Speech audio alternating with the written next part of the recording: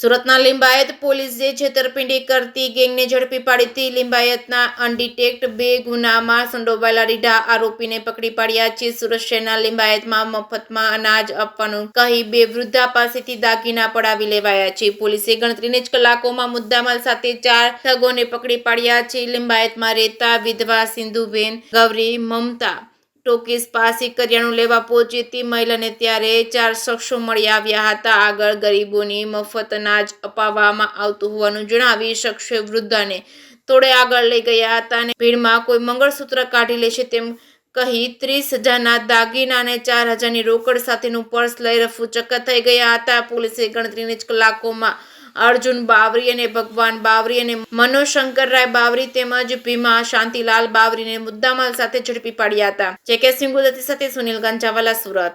Limbayat police station વિસ્તારમાં એક જ દિવસે અડધા કલાકની અંદર અલગ અલગ નજીકના વિસ્તારમાં 2 બનાવ બનવા પામ્યા હતા. જેમાં સિંધુભાઈ જેઓ નરેશભાઈ ગૌરીના પત્ની છે, જેઓ વિધવા છે, જેમની ઉંમર 57 વર્ષ છે, અને બીજા છે એ વસલા તે કૃષ્ણાભાઈ હેડાવની પત્ની, જેઓની ઉંમર 60 છે, જેઓ બંને જ હાઉસવાઇફ તરીકે જ ઘરે રહે છે.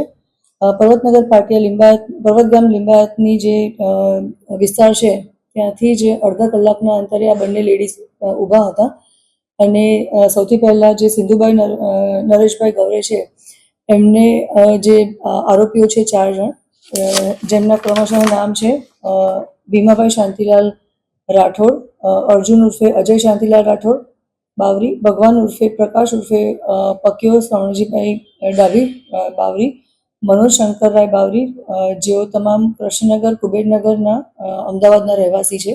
આ 4 જણાએ એ અમો વાપરી હતી કે ફરિયાદીને કહ્યું હતું કે થોડાક આગળ જવાથી એક ટેમ્પો ઊભો છે અને ત્યાં દિવાળીના નિમિત્તે મફતનું અનાજ આપી રહ્યા છીએ, તો તમે થોડી વાર અહીંયા ઊભા રહો, ત્યાં લાઈન બહુ જ મોટી છે, અમે પરત જ્યારે લાઈન થોડી ઓછી થાય ત્યારે પરત આવી અને તમને કહીએ છીએ ને લઈ જઈએ છીએ. થોડી વાર થઈ એમાંથી 2 વ્યક્તિઓ એમની પાસેથી એવું કહીને જાય છે કે આગળ હજી વધારે થોડું ડિસ્ટન્સ છે તો અમે રિક્ષા લઈને આવીએ છીએ, અને એ વખતે બહુ જ ભીડ હોવાના કારણે પ્લસ દિવાળીની તહેવારની ભીડ હોવાના કારણે તમારા જે દાગીના છે એ તમારા પોતાના જ પર્સમાં મૂકી દો, કારણ કે ભીડ છે તો અનાજ લેતી વખતે ત્યાંની તમારા દાગીના ચોરી થવાની શક્યતાઓ છે. એટલે બહેને પોતે જાતે દાગીના જે પહેરેલી માળા અને વીંટીને હતું એ બધું પોતાના પર્સમાં મૂકી દીધું અને પેલા 2 જણા આગળ રિક્ષા લેવા જાઉં છું એમ કરીને ગયા.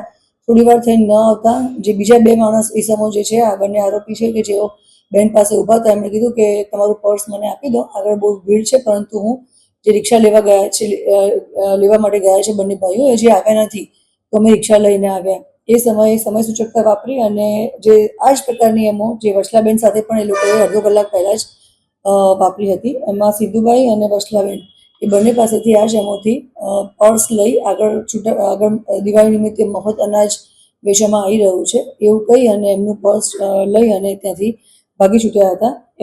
જે બંને ફરિયાદી છે પોલીસ સ્ટેશન લિંબાયત ખાતે આવ્યા હતા અને ફરિયાદ દાખલ થયેલી હતી. ગણતરીના કલાકોમાં જ ટીમ રવાના કરી અને સીસીટીવી ચેક કરી અને અમે લોકોએ 4 આરોપીને પકડી લીધા છે અને તમામ મુદ્દામાલ પણ કબજે લીધો છે.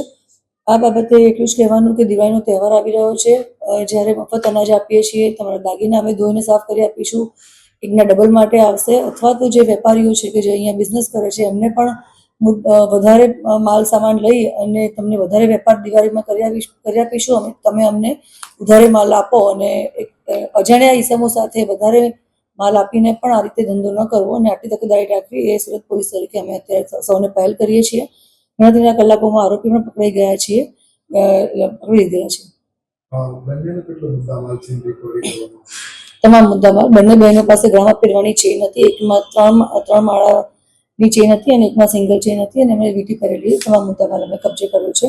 અને જે આરોપીઓ છે એમાં જે નંબર 1 આરોપી છે ભીમાભાઈ શાંતિલાલ રાઠોડ, જેઓ કુબેરનગર અમદાવાદના રહેવાસી છે, એમના વિરુદ્ધમાં અમરાઈવાડીમાં, સુરતમાં અને કૃષ્ણનગરમાં આ જ પ્રકારે ચીટિંગનું અને લૂંટની પણ ફરિયાદ દાખલ થયેલી છે. જે આરોપી નંબર 2 છે, જેઓ અર્જુન ઉર્ફે અજય શાંતિલાલ રાઠોડ બાવરી, જેઓ નહેરુનગરના છાપરા પાસે રહે છે કુબેરનગરમાં, એમના વિરુદ્ધમાં પણ 4 ગુનાઓ દાખલ થયેલા છે અમરાઈવાડી, સરદારનગર, જુનાગઢ અને સુરત રેલવેમાં. અને જે 3જા અને 4થા આરોપી છે એમના વિરુદ્ધમાં પણ અમદાવાદમાં 16 હાઈકોર્ટ પોલીસ સ્ટેશનમાં સુરત એ ઉપરાંત બરોડામાં છાણીમાં અમરાઈવાડી અને અમદાવાદમાં અમરાઈવાડીમાં અને સુરત રેલવેમાં પણ અલગ અલગ ગુનાઓ દાખલ થયેલા છે.